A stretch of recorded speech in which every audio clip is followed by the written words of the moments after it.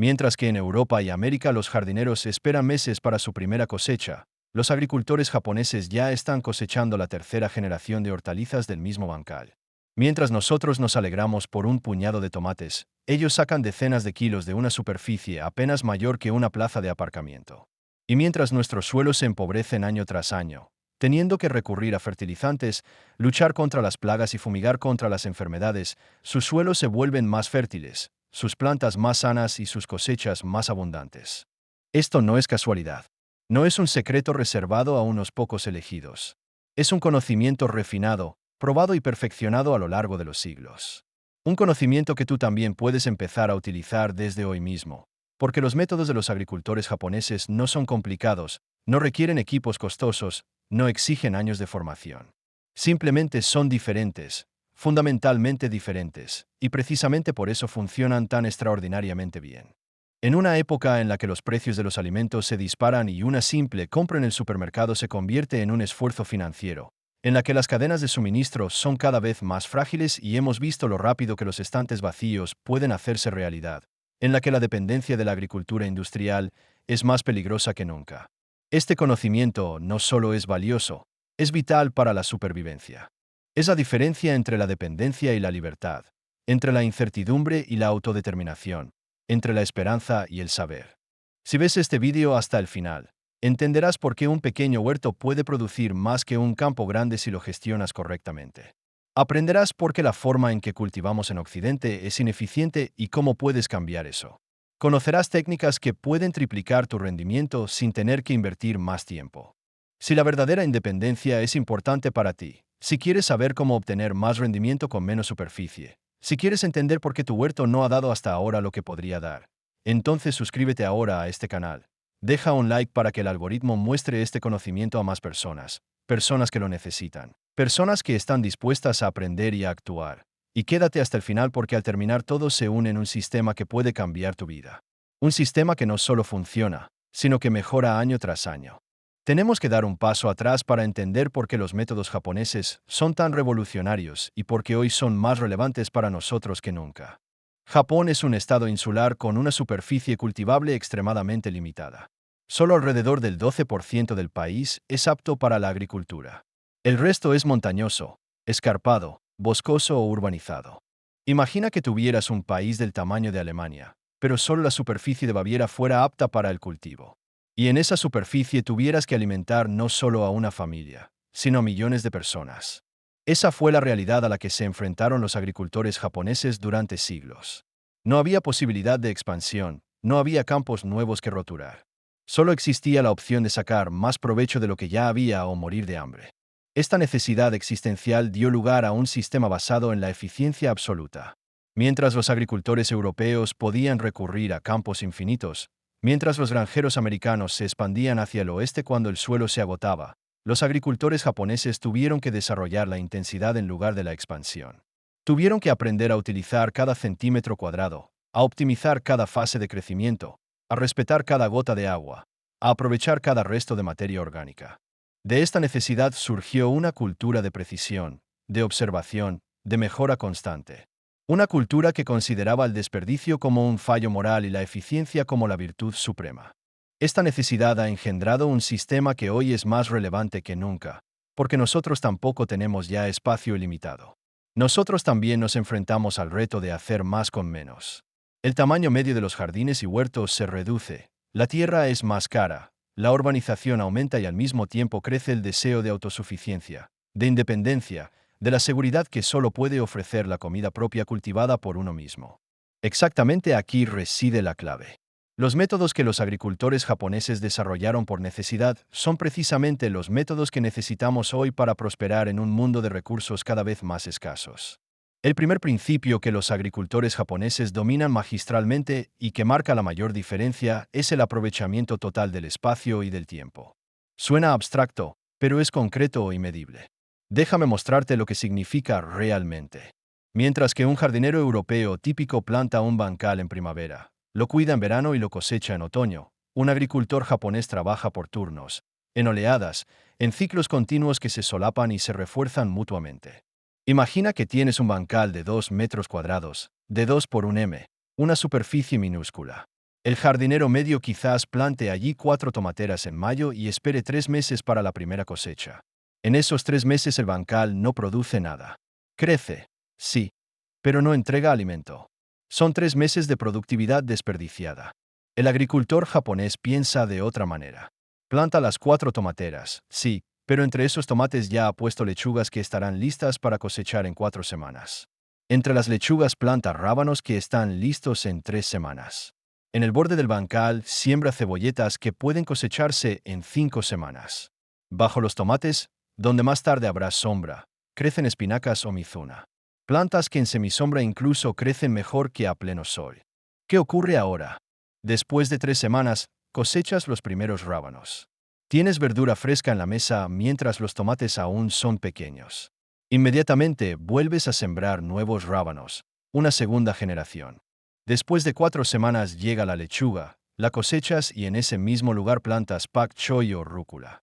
Plantas que crecen rápido y toleran la sombra que proyectan los tomates al crecer. Después de 5 semanas, las cebolletas están maduras. Las arrancas y pones albahaca, que protege los tomates de las plagas y que más tarde podrá usarse para pesto. Después de 6 semanas, la segunda generación de rábanos está lista. Ahora quizás siembres cilantro o eneldo. ¿Te das cuenta de lo que está pasando aquí? El banal nunca está vacío, produce constantemente. Y cuando después de 3 meses los tomates finalmente están maduros, ya has cosechado 6 tipos diferentes de verduras de ese único y pequeño banal. Has cosechado rábanos 2 veces, lechuga una vez, cebolletas una vez. Las espinacas siguen su curso, las hierbas están creciendo y ahora, además, los tomates empiezan a producir. Un banal occidental no te habría dado nada en este tiempo. Un banal japonés ya te ha alimentado durante semanas. Esto es la siembra sucesiva y es la razón por la que un pequeño banal japonés produce 3, a veces 5 veces más que un gran campo occidental. No se trata del tamaño, se trata del aprovechamiento. Se trata de entender que el tiempo es tan valioso como el espacio, que un banal vacío es un banal desperdiciado, que cada semana sin crecimiento es una semana perdida. Pero el espacio es solo la mitad de la verdad. El tiempo es la otra y quizás sea incluso más importante. Los agricultores japoneses no piensan en temporadas, sino en oleadas. No plantan lechuga una vez en primavera y luego esperan hasta el año siguiente. Plantan una hilera nueva cada 2 semanas, una hilera pequeña.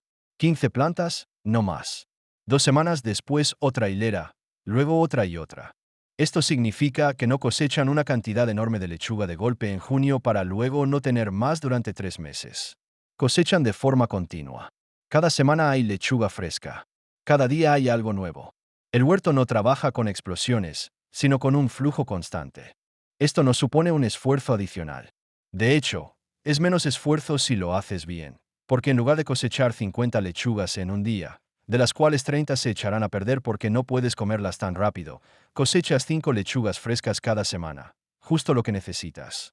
Sin desperdicio, sin pérdidas, frescura perfecta. Y el tiempo invertido, 10 minutos cada 2 semanas para sembrar una hilera nueva. Eso es todo. 10 minutos para un suministro continuo. No es más trabajo, es un trabajo más inteligente. Y esta mentalidad se extiende a todo. Las judías no se siembran una vez en mayo, sino en 3 oleadas: mayo, junio, julio.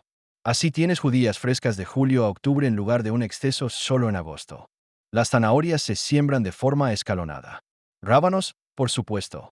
Incluso los tomates pueden escalonarse.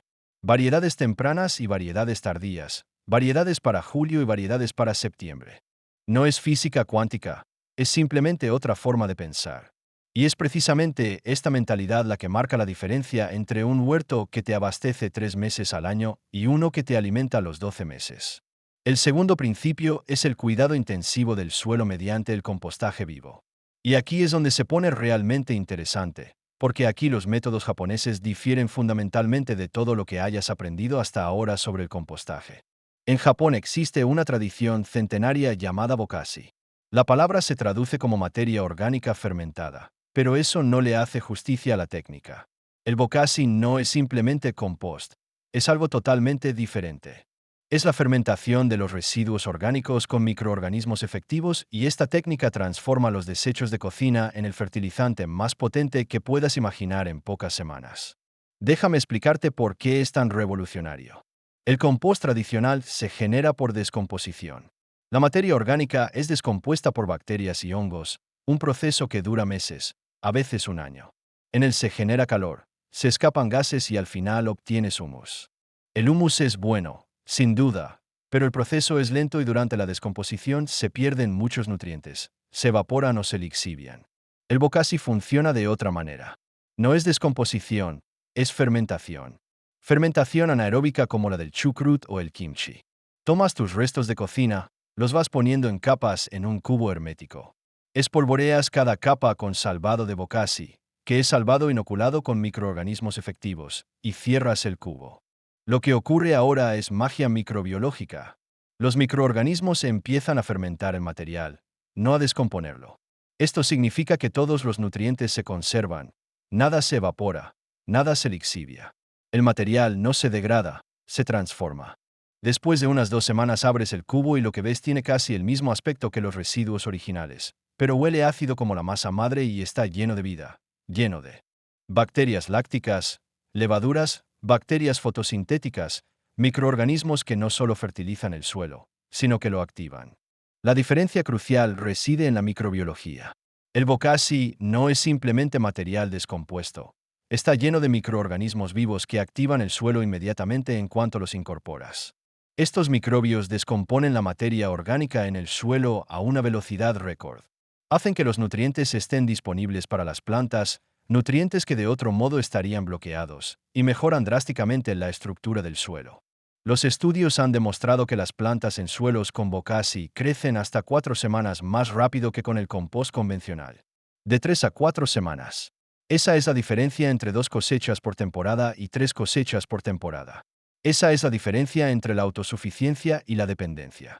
Imagina tu suelo como un estómago. Puedes darle comida muerta que se digiere lentamente. Eso es el compost tradicional.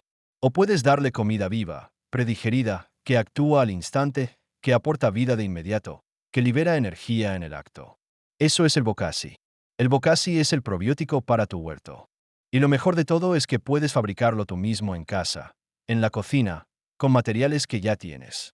Solo necesitas un cubo hermético. Con 20 litros basta para un hogar. Necesitas salvado de bokashi, que puedes comprar por internet o fabricar tú mismo, y necesitas tus restos de cocina. Todo, restos de verdura, de fruta, pozos de café, té, incluso carne y productos lácteos que nunca usarías en un compost tradicional. Pones los restos en el cubo en capas de unos 5 cm de altura. Los espolvoreas con un puñado de salvado de bokashi.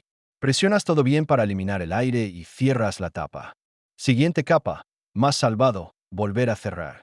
Al cabo de 2 semanas, el cubo está lleno. Ahora lo dejas reposar otras 2 semanas y listo. Tras un total de 4 semanas, tienes bokashi terminado. Lo entierras a poca profundidad en tu bancal, a unos 10 cm. Lo cubres con tierra y en 2 semanas estará completamente descompuesto e integrado en el suelo.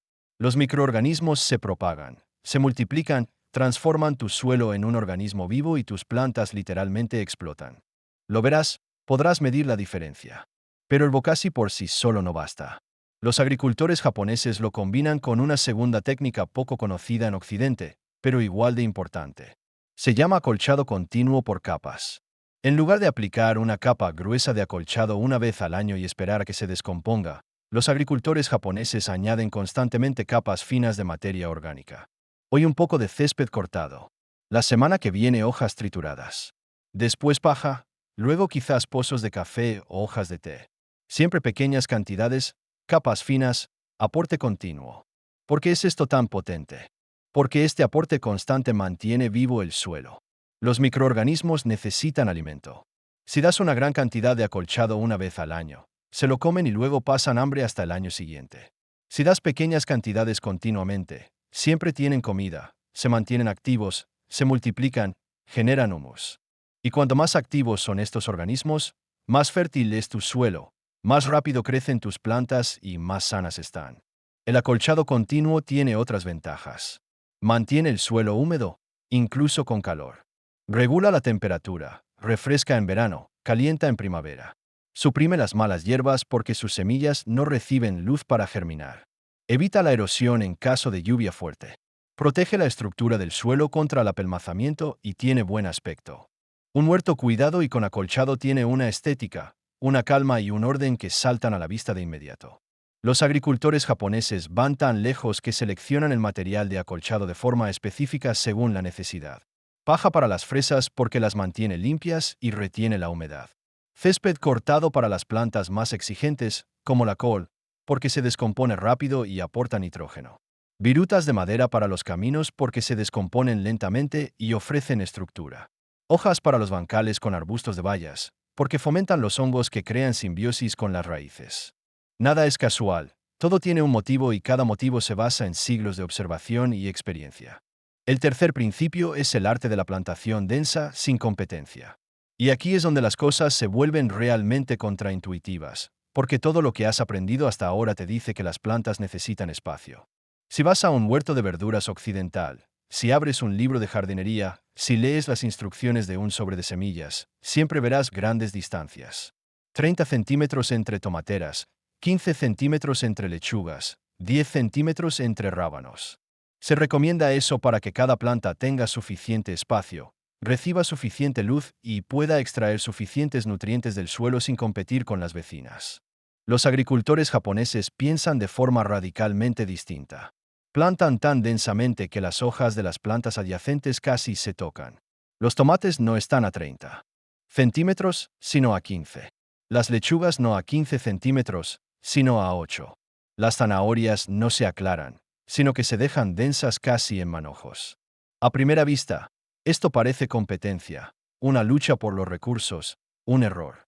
Pero es lo contrario, es cooperación, es sinergia, es la creación de un microclima en el que todas las plantas crecen mejor que por separado.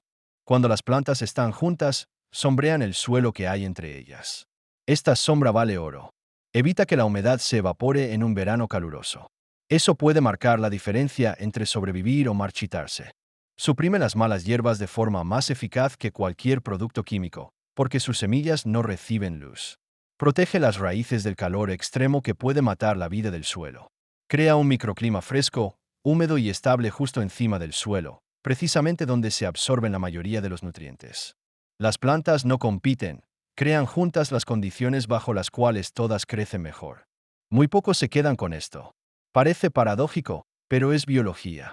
Los estudios han demostrado que los bancales plantados densamente producen más por metro cuadrado que los plantados con espacio, incluso si las plantas individuales son algo más pequeñas.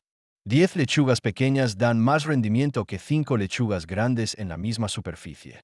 20 zanahorias medianas pesan más que 10 zanahorias grandes. No se trata del tamaño de la planta individual, se trata del rendimiento total de la superficie. Pero la plantación densa solo funciona si eliges las combinaciones adecuadas. Y aquí entra en juego el siguiente elemento, quizás el más importante de todos, el policultivo. Los agricultores japoneses nunca plantan una sola variedad en un bancal. Jamás. Un bancal de monocultivo no existe en su mentalidad. Combinan plantas que se apoyan, protegen y complementan entre sí. Plantas de raíz profunda junto a plantas de raíz superficial para que utilicen diferentes capas del suelo y no compitan por la misma agua. Captadores de nitrógeno junto a plantas exigentes para que unas aporten lo que las otras necesitan. Plantas que repelen plagas junto a plantas que son vulnerables. Esto no es un concepto esotérico. Es biología práctica, es química, es ecología en acción. Déjame darte ejemplos concretos. Las judías fijan el nitrógeno del aire. Tienen bacterias en sus raíces que transforman el nitrógeno atmosférico en una forma asimilable para las plantas. Si plantas maíz junto a las judías, el maíz se beneficia. Recibe fertilizante gratuito directamente en las raíces. El maíz, a su vez, ofrece un soporte para que las judías trepen. Sus tallos estables son perfectos para las variedades de judías trepadoras. Si además plantas calabaza debajo, sus grandes hojas sombrean el suelo, mantienen la humedad y suprimen las malas hierbas. Sus hojas espinosas ahuyentan a las plagas. A esto se le llama las tres hermanas. Un método que, por cierto, no solo se perfeccionó en Japón, sino también entre los pueblos indígenas de América durante siglos. El principio es universal y funciona de forma medible, reproducible y fiable. Pero los agricultores japoneses van un paso más allá. Han convertido el policultivo en ciencia y en arte.